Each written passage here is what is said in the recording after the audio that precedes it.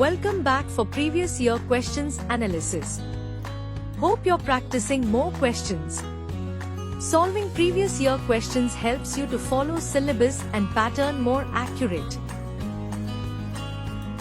Let's discuss the questions related to capital formation and related concepts in the economy.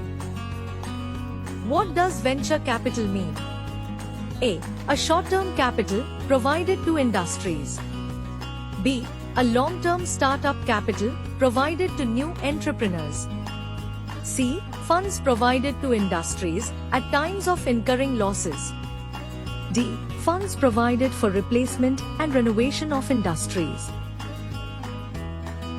Answer is B. A long-term startup capital provided to new entrepreneurs. Venture capital is a kind of private equity, a kind of financing provided to small-size, early-stage startups for long-term that show or have proven high growth perspective in terms of annual revenue or the number of employees or both. Venture capital funds invest in such startups in exchange for equity. They get ownership stake in the companies they invest in. Generally, the early-stage companies are based on some innovative technology. They usually belong to high-technology industries such as information technology, biotechnology, or social media. Let's see another question related to investment. If the interest rate is decreased in an economy, it will A. Decrease the consumption expenditure in the economy. B. Increase the tax collection of the government. C. Increase the investment expenditure in the economy. D. Increase the total savings in the economy.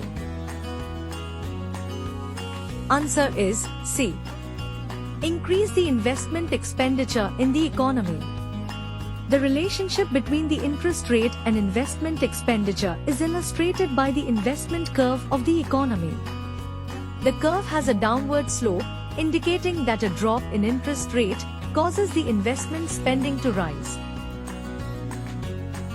The marginal efficiency of capital states that for investment to be worthwhile, it needs to give a higher rate of return than the interest rate. Keep practicing more previous year questions. Thank you.